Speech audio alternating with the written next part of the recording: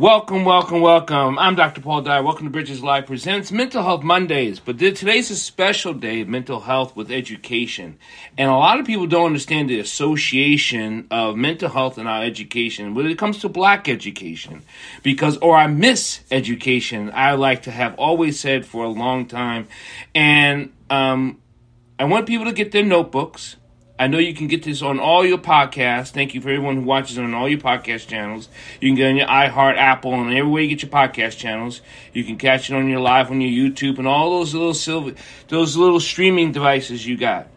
But here's the kicker, people. You know, every time I do mental health, I talking about the cells, the dynamics, the neuroscience of health, and how we are misfunctioning in our bodies on a chemical level. But here's the kicker. We are trying to move forward in a new paradigm in the last 60 years, since 1945, since we had that big summit in Africa, that we are trying to move forward in a new black consciousness. And yet there's still some sleepy people out there. Now, chemically, I understand why. Because you're blocked by trauma. You're blocked by, oh, woe is me, why is me, and how come is me. Well, and we keep trying to get you past that, so we can get you on this side to move forward. I have an esteemed colleague, Mr. Robert Johnson, and a Dr. Faheem Judah L. Now, I want to go right to Robert, and let's talk about the education in the school systems that is being misaligned with our black and brown children, that we can't seem to get into this new consciousness of who we are. Absolutely. It's an important point, and it's an extremely important role in our community, which the education system plays. One, it's extremely important that this is an opportunity for us to reshape the landscape of instruction right now. It has been proven that the current model does not work for our students in our communities, right? And there are many reasons why, but just to name a few, if you look at the K-12 system, it typically it teaches individuals to enhance their rote memory and to be able to engage in a consumer concept, not to be innovative and creative, right? So it's already shutting down some of the sensories and some of the talent in some of our youth, right? And in fact, the best instructors in the classroom, they know how to do what? They know how to connect the lesson plan to real life experiences. And that brings forward creativity and innovation within students. But if you think about what's happening right now, individuals are preparing the next wave of education looking at a global landscape. We are stuck in a communal landscape and a national landscape, right? So when that happens, our students, right, and I say our community, they're not being prepared to be entrepreneurs. They're not being prepared adequately to take the next step in looking at careers that are providing them an opportunity to take advantage of careers that are on the horizon. We're looking at careers of the past. Right, so how do you prepare these students? We need to make certain that our next wave of educators are able to instruct in, number one, the traditional model and a hybrid model and a virtual model. Our universities are still turning out educators in the traditional model to be able to present instruction in a traditional model. So that's going to go the way of the dodo bird. So right? That's where it falls into Dr. Faheem's wheelhouse, because we are missing the African teaching ways, so we're not being taught who we are. So how can we, in this Western society, so many of our children, so many of our people have missed the education of who they are. So we're still being indoctrinated, if that's what you may say, in the Western world and how they want us to learn. Does that make sense, Dr. Faheem?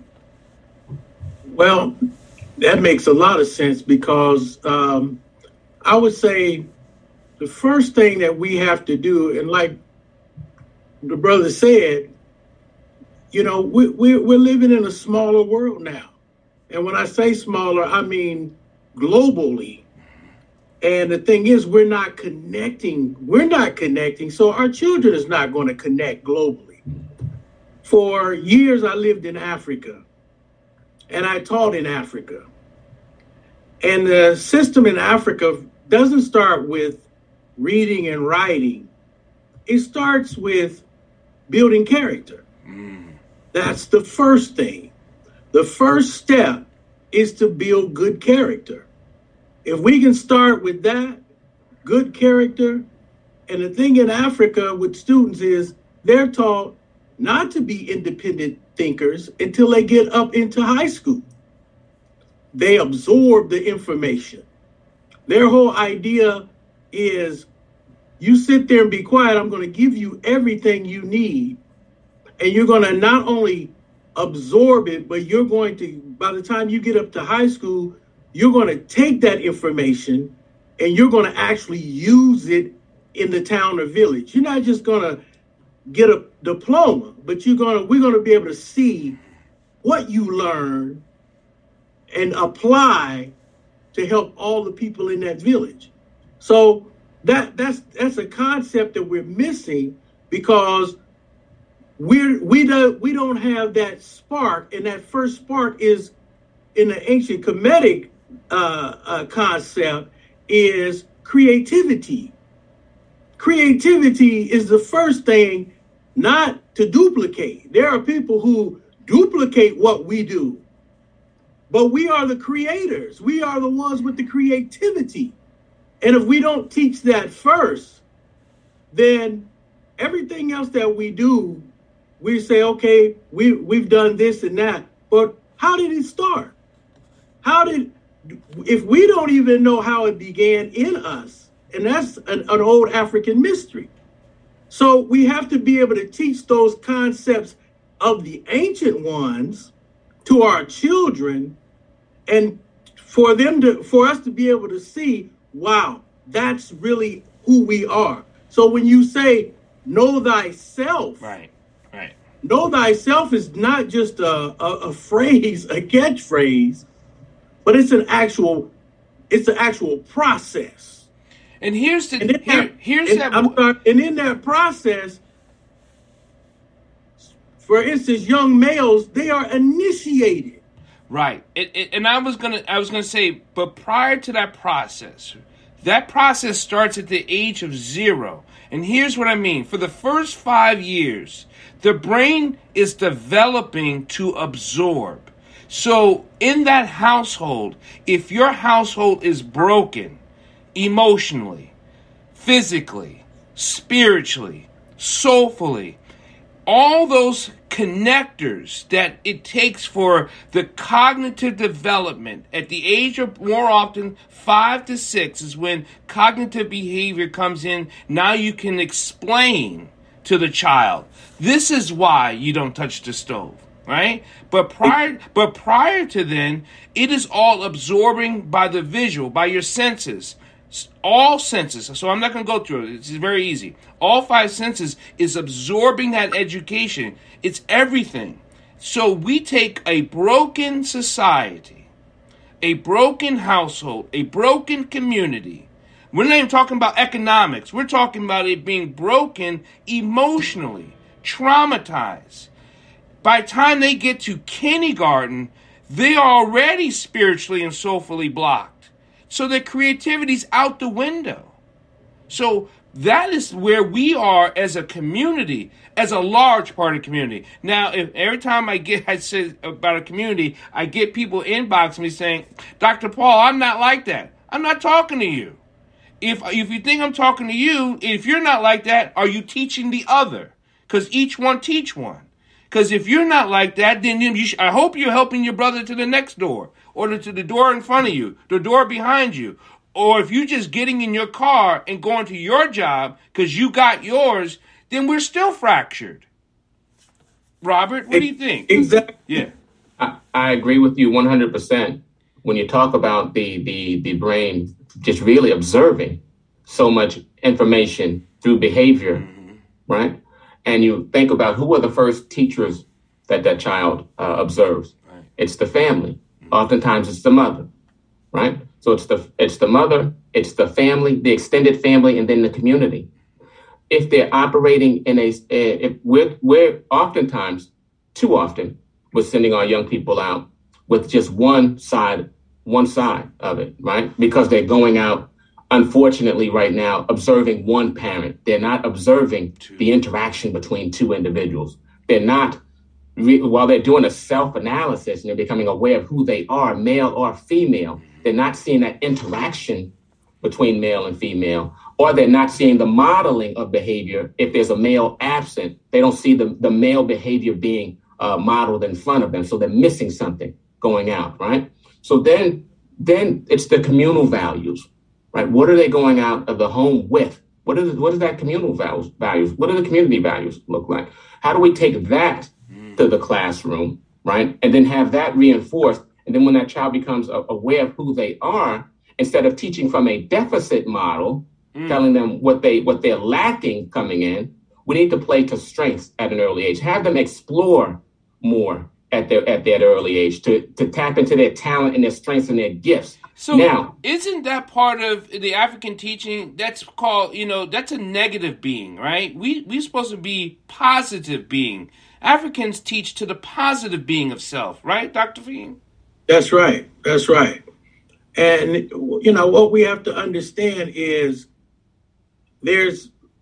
when you go to different parts of Africa, people have different languages, they have different cultures, but the root is they teach the same character building concepts. That's all over Africa. Wherever you go, you'll see, if you observe long enough, you'll see that they're teaching the same things. And a lot of people will say, well, this started in Egypt. It started in Central Africa. Central Africans were the teachers of all people on the continent. So, when I was there, my thing was, I didn't go there trying to tell someone else what they should be doing. They are my teachers. Right. All I had to do was observe, and I learned so much just from observing, even more than I had read in books for years. Just the fact that I was there on the continent observing. So a lot of times we have to even step back and observe the children and see where are they at so we can correct some of the things that we see. Instead of always being the one who's commanding, we need to sit back and say, okay, I see what's happening here. Now we can fix that. Now, isn't that part, if people don't know where education here in these United States come from, it's a Europeocentric taught way. There are different, it's almost tough to say this conversation between you two brothers and who people are listening, they may not get that this model here in these United States is a Eurocentric model. Now, Robert, can you help explain the difference somehow? Because if I do it, I think I'm going to jump over people's heads like a kangaroo. And I don't want to jump over people's heads because people are like, well, I thought education's education. No. It is not. You hit the nail on the head. We are taught in Western civilization from a European model, right? And it's done purposefully. And to be honest with you, they're doing a great job at it. Yeah. They're doing a great job. The system isn't failing. The system is doing working. exactly what it was designed to do. Which is why we're mentally sick and mentally traumatized. Exactly. So it's working. Exactly. So we talk about building the individual from a strength model, right? Having them learn through observation. Now we look at this model here, and it's truly working it's counterintuitive to what is provided, what's being given off spiritually at home, right? So let me just talk about the miseducation of individuals in our school system. Right now, there's a movement. There's an open movement to prevent accurate historical information being presented in the classroom, right? So right now they want to continue to provide fallacies in history. We need to say, no, it can't happen anymore. We need to stop teaching his story and make sure that we embed our story in the curriculum. Now, how does that happen? This is not a pushback, and I, as people know, I'm a love of people. So I almost have to put a disclaimer like smoking cigarettes. White people can't teach our story. Absolutely. So absolutely, I don't care how much we teach them our story. Is it possible? Could they teach our story? They number That's one, a tough one, isn't it? It is tough, right? I don't believe that you have to have had walked in someone else's shoes to get them to where they need to go. But I do believe, right, you have to have a certain level of experiences or have a reference to where that starting point was, right, to clearly understand what they're going through at the time, what the triggers are, the trauma right now, because we have to peel back the layers of trauma to begin with. Right. That has to happen. Without that happening in the school system, education is always going to fail, right? We have to peel back those layers. Dr. Faheem, is it possible for... Well, there's so many layers to what we're seeing right now. I mean, you know, mom gets up, she got 2 jobs, she's going to work, she's barely making it, you know, nobody's home with her son, and I mean, what is he to do? That's one thing he has to deal with. Education, that's not in the forefront for him. So we have to be able to get to the point where, like the tribes in Africa, we become one family. We become successful as individuals, but we're terrible as a group. We're terrible as a people. Oh, we're horrible. If we looked at ourselves as a country, here's the funny thing. We talk about segregation. If we're segregated from the white people, then we are our own country. And if we looked at ourselves as our own country, we are fractioned as a people. We have no source. The only source we have is a workforce. We sell ourselves as a workforce. That's the only product we seem to have, that we sell collectively. Exactly. And you know, the thing about that is, like you said earlier about mental health, when we don't have a collective education, if we don't have a concept that is just for us, you're going to see it your way, I'm going to see it my way, one person's going to see it their way. But when you look at other races, even if they come from China or wherever, they will land in San Francisco and they keep on running just like they were wherever they came from. Because of that basis is the education. But the education is just not in books. There were people who came here from different countries. They jumped in the education system. And the thing is, that wasn't the thing that they were proud of. They weren't proud of getting that degree. They were like, well, I've beat them in their own game. Right, that's it. So now I can bring that education, which equals money. And now, if you look at Chinese and other races, you don't see them in corporate America a lot unless they were American born. You see them building their own communities. Mm-hmm. They're using the education first that they got at home. And then they use it and they say, well, you know, we gotta look like they look. We gotta speak like they speak. So they go to classes and they learn the language and they do all these things and they come back and they use it for themselves. Now, we call throughout the world, there's a unified word called consciousness. It is developed from the universal balance. You have spiritual consciousness, you have family consciousness, and you have what you call your community of consciousness. Robert, we do not have a black conscious. And it makes me throw up because we're not fighting people for understanding. And here, even when we have this program, people have a lack of consciousness. So how do we get past that, Robert? I just pushed it back there. I took a deep breath because I'm going to go back to a simple term, a simple phrase, right? A word called community. But when you think about community, you cannot spell community without what? The root word unity. Unity. In it, right? Mm-hmm. And we have, unfortunately, we've lost our culture and our values, right? And has pushed us away from unifying.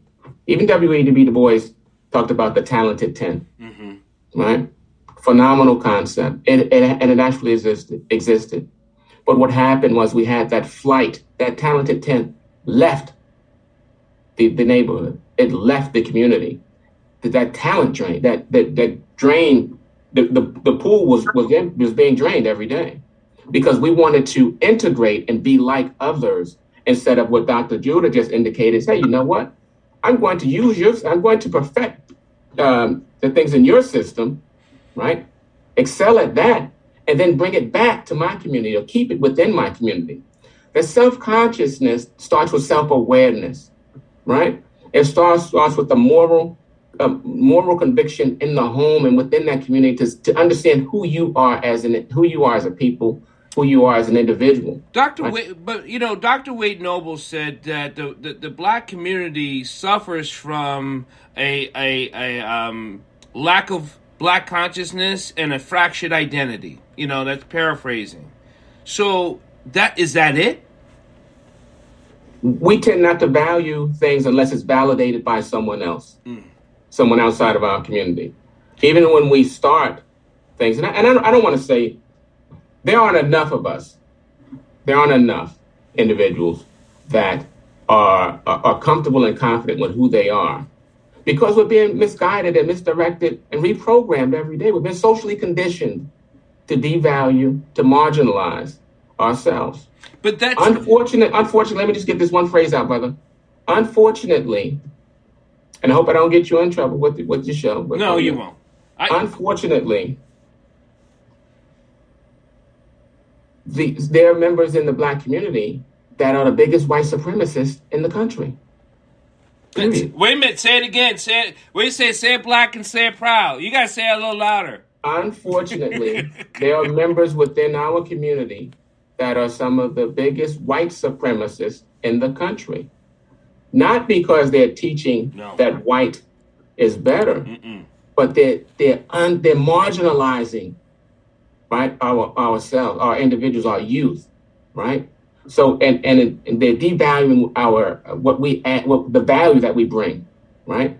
And anything that we do well, right, it's marginalized. So we're being socially conditioned every day with this. What I was going to say is, Dr. Faheem, that's that Eurocentric model that is working, right? It's working. It's been working. But we have to go back and we have to understand that when we start talking about Europe and European knowledge, it started in ancient Kemet. That knowledge started in ancient Kemet, and we can track it from Andalusia. We can track it from the Almohades, the Moors in Spain, in Andalusia, in Europe. There was a time where Europeans in Europe, in Spain, they counted on the Moors to teach them how to bathe. The first universities of Seville were built by the Moors. That's right. Yeah. So we have a history of great knowledge, but like the brother said, we've been knocked in the head. We forgot who we are, and someone is perpetually knocking us down generation after generation. As soon as we get a good foothold, a good start, here comes something else. So we have to be guardians of that. We have to, like you said, we have to stop marginalizing who we are. We come from a great, great people. So far back that there is no record of who we really are. That's how great we are as a people. But in the condition we are mentally, it takes us to go back to say, who am I? Where did I come from? There's a story in ancient Kemet about a deity, and his name is Atum. Atum, in the spiritual concept of ancient Kemet, he is the first one who self-realized. Yeah. So, so the whole world has taken that. In science, he's called Adam. In Christian religion, he's called Adam. But the real ancient concept of self-realization comes from Atum. I know that's maybe a little deep for some people. No, it isn't. No, it's not. Because when you start talking about the Atum, when you start going into the atom, you get into my chemistry, you get into the biochem, you start getting into the genetic level of who we really are. And that's why every time we get blocked off with this Eurocentric model, it stops the vibrational code of our cellular development, which blocks us from actually healing ourselves from the traumatic wounds that is placed upon on this Western society. It all fits to me. Let me add this, Dr. Faheem and Dr. Paul, Dr. Dyer. Dr. Faheem, I could tell you this as a former principal and educator. Right, you say that those things, they get lost. I guarantee you, right, and I've observed this, and it happens to me all the time. You can walk into any classroom in the U.S., where there are African students, African-American students, Black students, however we want to define them. When you connect the dots and you take it back to that level, they will sit down and hang on every word that you say from there on. Because what you just mentioned, Dr. Dyer, that spiritual connection, right? That vibe, and I'm doing the air quotes, right? It happens, brother. It happens. They say something happens where they say, oh, there's a connection there, right? And that's why, right, you don't have strong males in education anymore. They try to weed us out, right? Because they know you can walk into a classroom and it's not the physical discipline, it's that mental discipline, right? That mental connection that you will have, in particular with young boys and young ladies, because they're looking for what? A warrior spirit. They're looking for an intellect. They're looking for a protector. They're looking for someone that does what? That's going to lead the community. And they see that in you when you walk into the classroom. That's the image that's being destroyed. That's why you have so much buffoonery, so much talent, so many comics and entertainers. And I'm not knocking the trade, right? Because that is a skill set in itself, right? But we pay too much attention to that, and young people are being misguided, and that's that miseducation daily. They're being reprogrammed every day to chase that. I got a question for you, and you brought it up. Since you brought it up, like you said, I don't get in trouble because this is my show, and I've been with iHeartRadio for, I don't know, four plus years. I actually think that buffoonery was a slave tactic to not get beaten. If I could sing and dance and make you laugh, then I cannot be beaten by the captor. So, for sure. So that was promoted by the white people for you to enhance your comic value, your singing prowess, and that's what we'll promote for your community. Outside of that, you could be hung, slapped, raped, and killed. Do people ever see that connection at all?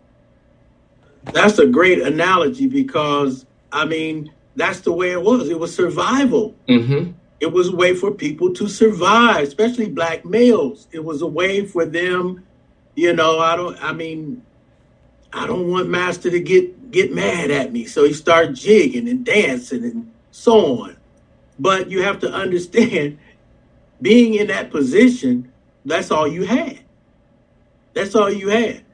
And the thing is, we're not in that position physically, but we're definitely in that position right now mentally, where we do the same things, and sometimes it's unconscious.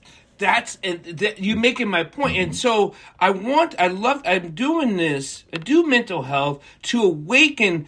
We can heal ourselves, whether it be alcoholism, whether it be any addiction. We can heal it, but I got to get you to understand how your cells work, how your body works, how your chemistry works. Because until you understand how you are, your identity, you will always remain sick, right? So just like Robert Johnson said, if we don't have that consciousness of knowing who you are, you're going to always be misguided and misled and mistaught. And that miseducation is always going to constantly work on you.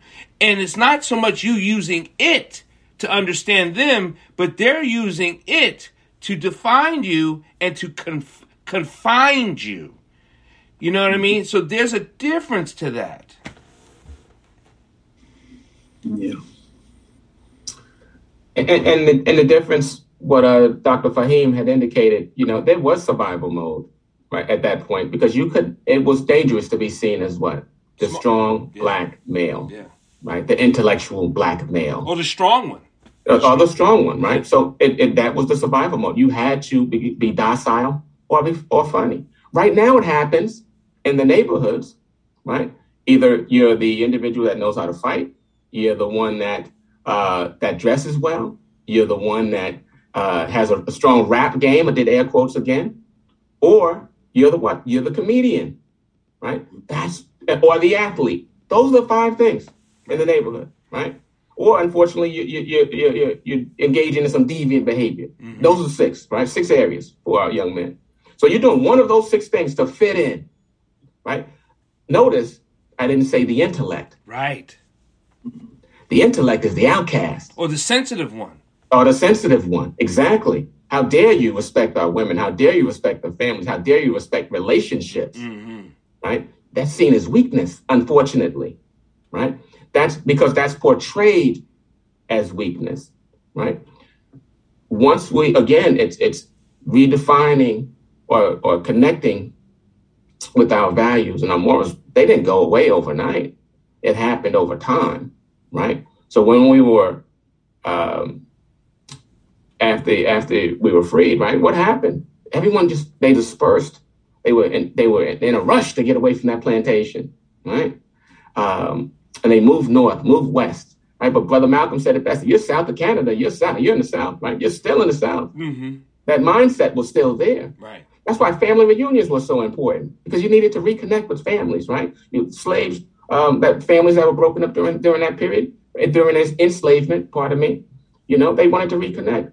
So right now, the values, we need to reestablish values, and that value system starts with our Black family, right, led by our Black males to protecting that community, right? And it's not to say that our women aren't part of that. It's just that they're different roles, yes, right? They're different roles, and they're both equally respected and needed, right? But we have to become aware of who we are. We have to protect one another, and we have to teach one another. Let me finish with this, Brother Dyer. So we just finished. Today's the last day of Black History Month. Yeah. Oh, yeah. People ask me, how do I feel about it? Right? Obviously, there's some pride in seeing individuals talk about and recognize some Black leaders, some Black greatness, Black excellence. Right? Tomorrow it's over. But tomorrow it's over, and there's pain in Black history as well. Yes. Right? And the pain is because we know that there was so much talent pulled from Africa, right? The strongest of us made it across that Middle Passage, right? The strongest of us, right? Mentally survive. And they had to do whatever it took to survive, right? And then to now say, to watch the same game plan be played over and over and over again. Dr. Faheem said every time we take a step forward, right, they reintroduce a new concept, but it's the same game plan. Mm-hmm. So I say to myself, we're teaching history, but we're not learning from it because it repeats itself, right? They put different individuals in different positions, right? They continue to marginalize our community. They continue we continue to want to integrate, right? Instead of saying, hey, let's do for self. Let's become more self-aware of who we are. Let's take control of our communities, right? So this game plan is happening over and over and over again. That's the pain from Black history. And I need to say, let's stop teaching history completely, his story completely, right? You can teach it, but we need to learn our story. We need to learn our story before we start really teaching and becoming proficient in his story. We need to become advanced in our story. So, Dr. Faheem, when it comes to education and the mental trauma and teaching our story, like Robert says, does that mean if you don't know your story, can you participate in Black consciousness? Is it possible? Well, I would say no. Me too. I asked the question not to be redundant because I want people to say, if you participating in the movement of movement, meaning move forward, whether it be economics, intelligence, whatever it is, if you're not moving forward, you probably don't know your story. You probably don't know the story, and you probably don't know our story. Well, as far as what I do, I write books. That's what I've been doing for the last 20 years. Besides teaching. You got to tell people how many books you've written. Well, I've written over 100 books. There it is. On various subjects. A lot of people probably can't even pronounce. But the thing is, those people who are seeking consciousness, they will find exactly what they need if they seek it. That's the point that we have to make. You can't be complacent. We have to be thinkers. We have to be seekers. We have to seek out our own knowledge. And I want to interject this real quick. And I don't want people to miss this model. To seek, you will find. But you cannot seek if you're worried about cleaning your car, buying a new car, buying a new watch, looking fly or fire, or whatever the hell those new terms are. If you're still looking for that, you will never find it. That's right.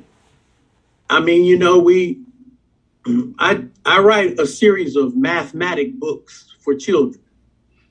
And in this series of books, it starts from, it doesn't really start from first grade because I don't believe in those concepts of first, second grade, because our children's minds can absorb so much information.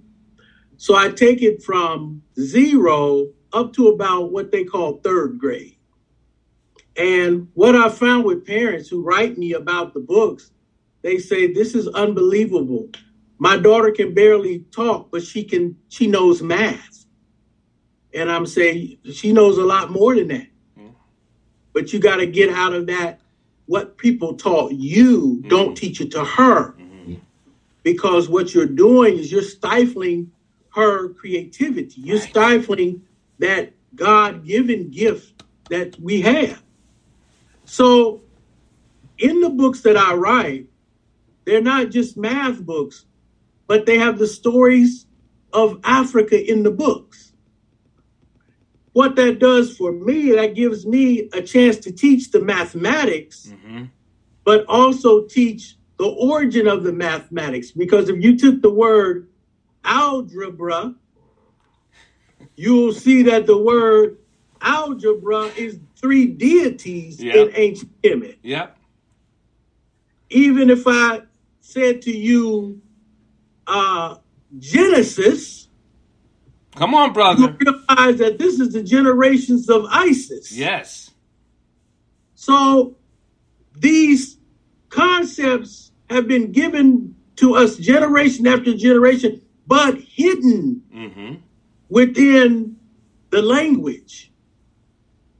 When you take the word sunset, sunset is talking about the deity Ra and the deity Set. Thank you. Come on now. So these are the things that are hidden right in front of us when we say horizon. Yep. Rising. This in our everyday language. And I told her brother, he said, we were talking about a subject and he said, hip, hip, hooray.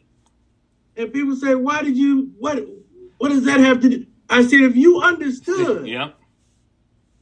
those three deities in ancient Kemet that the Marines use and the football teams and all these organizations use, you'll understand that they're doing nothing but mimicking your old phrases from Africa. That's it.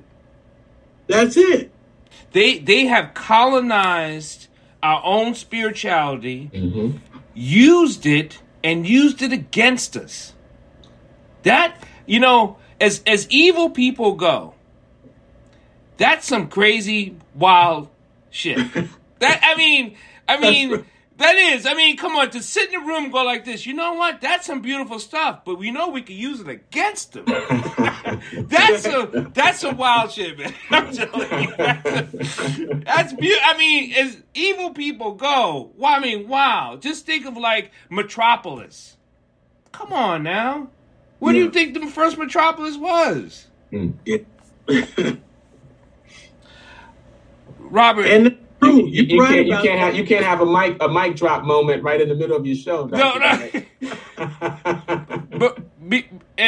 Before we get going, and we only got 15 minutes. This goes really fast. Robert, I want you to talk about what we have coming up as far as that community meeting, and I want you to add on that we're in this time of change. And what I mean by that, since 45, since the black education community got together and said, we need to take over and be part of ourselves.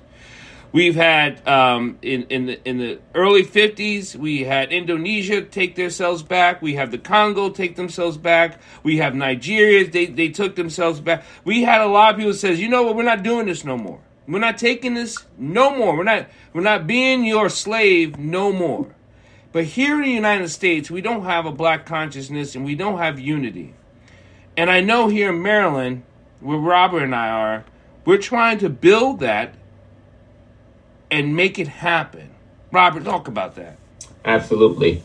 So the concept that Dr. Dyer is talking about, what we will provide in the state of Maryland, and this will happen in June, is a crisis in Black America, right? In the Black community, right? A community moving forward together. What we want to do is to have a 2-day conference modeled after the Gary Conference in Indiana in 1972, literally 50 years ago, right?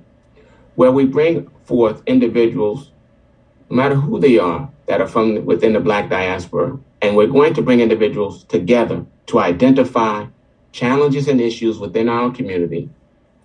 Not only identify them, but to formulate a strategic plan that each one of those individual entities will take back to their community throughout the state and implement that strategic plan, right? Don't veer from it at all. We're talking about elected officials, nonprofits, clergy, business leaders, community outreach, community leaders, grassroots planners, people from different religious backgrounds and faiths, right? We want everyone, you can have a different perspective, right? But the love that you have, that you must have, is for our community, right? So there's going to be a finish line. People may have a different pathway to the finish line, but the pathway, you have to get there and bring others with you. So we want to have that conference to really shape, right, the next generation of leaders in the United States, right, in our communities. But we have to build what? We have to, instead of the school to prison pipeline, we need to build a leadership pipeline, right? How do we do that, right? So in 3 areas, if we can come out of this with a legislative agenda, with an economic agenda, and an education agenda, I believe it will take care of these social justice issues, right? But some people may say, hey, you know what, let's have a social and criminal justice agenda as well. That's fine if that's the add-on. But I think we really need to address, and a communications agenda, actually, because we need to control our narratives in our communities. So how do we make sure that we do that and reinvest in our communities? And we can't formulate this plan and then ask other individuals for resources to support it, right? That's hustling backwards. So we need to be able to strategically sit down, work together.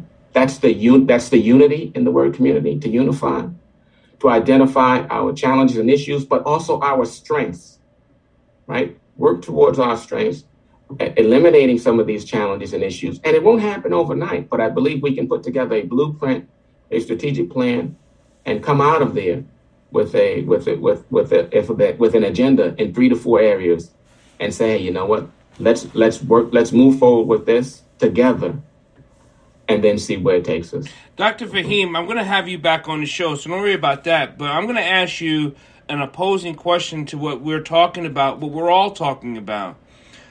What will stop a person of black and brown to not understand that unifying and knowing thyself is what needs to happen before they move forward? Well, first of all, we're plagued morally with selfishness. That hurts. That's sad. Selfishness has plagued us, especially this generation. And I have to put a lot of this on. A lot of our entertainers have to understand that you are exuding selfishness with your materialism, the way you carry yourself.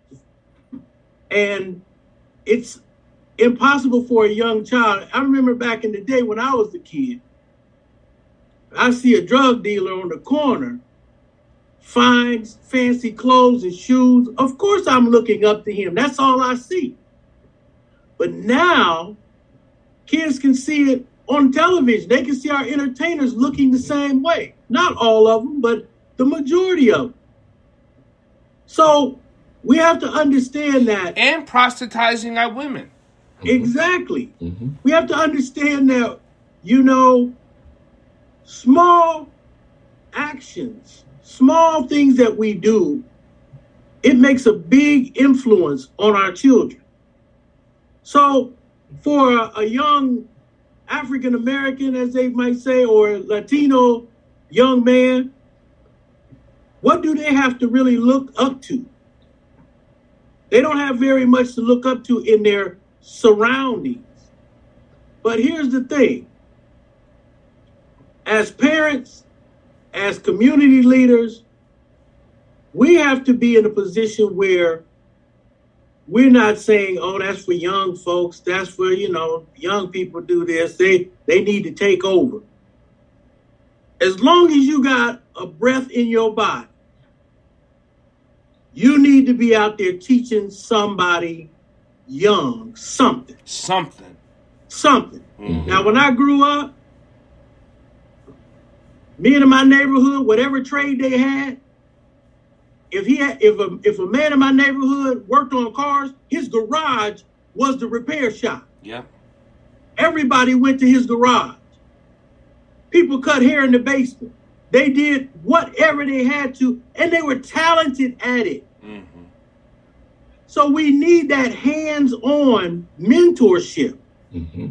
Not just when we get up and go to school, but we need kids to just observe it, to be able to see, Dad knows how to do this. Uncle knows how to do this. Now we got the narrative, oh, Uncle don't know what he's doing. He's just a bum on the street. He don't do nothing but lay around and drink. That has to stop. You're right. When I grew up, I got a lot of, come here, little man, help me with this. That's right. Now, I went to school under the Nation of Islam, and it was very strict. So for me, during that time, I didn't understand anything about public school because my uncle was a security guard for Malcolm. So I didn't know anything about that. We were taught by the Honorable Elijah Muhammad. So in that, we need to take away from the things that we've done good, that we've seen in life, in our history, and we need to say, okay, that's something I can use. Maybe not everything. Right. You can't use everything because you're living in a society now that's moving forward at a rate that is hard to keep up with. But it's those good moral things that we need to hold on to. We got to hold on to those values. Robert, and I don't mean religion. No, there's a difference. There's a difference. Mm-hmm. Robert, you keep whatever religion you have as long as the religion teaches good moral value. Absolutely. Robert, Absolutely. How can people get a hold of you if they want to participate in this community? Well, right now, we're definitely looking for volunteers to assist us with this event.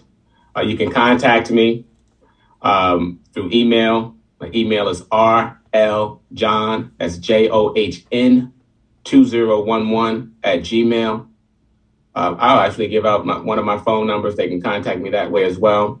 301-390-3631. You can also look at me on Facebook and Instagram. That's I am Robert Johnson. At I am Robert Johnson. Thank you so much. I think the streaming went down, and that's fine because I got the recording. I'm not too proud about that. So since the streaming went down, I want to say thank you, my brothers. We still have the podcast going.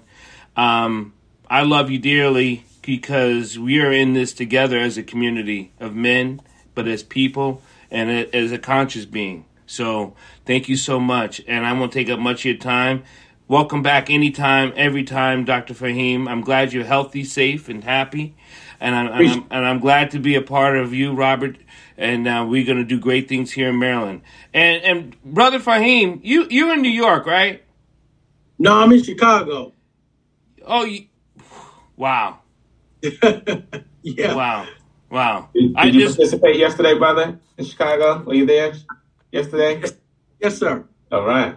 There you go. Yeah, there's a lot of people dying in Chicago. There's a lot going on in Chicago, believe me. A lot. Yeah, there is. And if there's anything we could do from here to there, please let us know. Okay, brother. Please let us know. Appreciate both of you so much. And I got to let you know, my father was a Black Panther in Chicago. Okay, yeah. So we South Side and Capri Green area, the whole bit. So absolutely. Yeah, I mean, I was fortunate enough. It just seems like, the universe put me in places that was amazing. I mean, I studied with Imam Jamil El-Amin, who was H.Rap Brown at the time. Right. And Muhammad Ali was like my stepdad. So, I mean, it's just, when you seek out consciousness, let me tell you. You will go to the places where consciousness grows, but you can't do it if you're somewhere else. I oftentimes mention this to individuals. You cannot tell the history of this country without talking about the Nation of Islam, right? And if you want to talk about an organization that's founded on self-awareness and consciousness and building up men and community, right? Whether you agree with the religious religion or not, and you just take it at face value, right? Yeah. What is wrong with what? There's nothing wrong with it. Why, as a woman, why wouldn't you want a man that's grounded in faith? Hello. A man that's saying, okay, I'm going to elevate your position so high that no one will even think about disrespecting you. Not right? one person, not one. Right. Not one. They don't mutter a word against a woman, a female that's dressed that they know is in the with the NOI. You know, in the Nation of Islam, we had a phrase among higher ranking members. And we said there was the first resurrection and the second resurrection. A lot of people thought that the religion was important in the first resurrection, but it wasn't. It was the discipline. It was the teaching men to be men, women to be women. We knew the spiritual concept was flawed. We knew that because Donald Elijah Muhammad was taking it off the Jesus story. But he was just saying, look, you be the God. Mm-hmm. Don't let the white man be the God. He said, if you stick with me long enough and I raise you up, mm-hmm. then the second generation, I will teach you the religion. That's right. And then Malcolm got a little bit ahead of himself, but he went to Mecca and came back and said, hold on. There's Muslims of all different religions and different races. Well, you know, when he went to Mecca, what was that, 58? Yeah, about 58. Okay, so what happened around? Remember, I just mentioned earlier, the 50s had a lot. We had Cuba, 59, mm-hmm. right? Castro came down from the mountains and said, okay, all you Russian gangsters, you better get the hell out of my country. I'm kicking your ass, right? So right. you had Sudan, 56. Mm-hmm. Right. Mm-hmm. So there's a lot of people there like, okay, we're done. You know, the Congo, who had the Congo? Starts with a B. The Belgians. The Belgians. King Leopold. Right. Mm-hmm.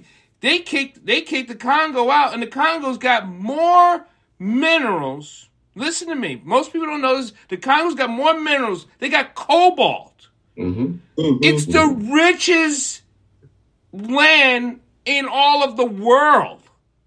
Right. You know, and most people don't even know that the African continents were divided up by people in Germany. Mm-hmm. Right. There was a white people in Germany going, you know what? You take the Congo and you take... They split that up and they went and just fractured it. That's right. That's right. And how Leopold was such a ruthless man that he would cut off your right hand and your left foot. Mm-hmm. Mm-hmm. That's how ruthless he was. Yeah. Mm-hmm. Mm-hmm. You know, and we had Egypt. They got their independence in the 50s again, 51, 52. Right. So the 50s, that black consciousness was like, okay, we're done. We're not having it anymore. And I think that's what we're trying to bring back. That's what we need to bring back. If we don't bring it back, we are heading towards a second enslavement and captivity. And it has, and it's sad, but it's so true. Yeah. So, you brothers have a good night. I got to jump on a phone call, Mr. Johnson, right after this, because we got to work on the letter to bring black people to say, if you don't come, shame on you. It maybe be a little bit, I like to be a little stronger than that, but Robert's a little bit more better speaker than I am. Because I'm serious. I mean, Dr. Faheem, we got black people that say, I don't need to go to that. Mm-hmm. Really? Wow. What makes you... I would love to sit in the living room, have some tea, coffee, and say, why don't you think you need to show up to this? Right. Wow. I'm curious. Teach me, right? Yeah. Because I need to know. I'm not going to convince you, but I need to know where you at. Absolutely. Mm-hmm. Absolutely. Dr. Faheem, can I get your contact information? I can just write it down if you don't mind. Yes, sir, brother. While you guys are talking offline, thank everyone for listening to Bridges Live, talking about mental health and education. Thank you.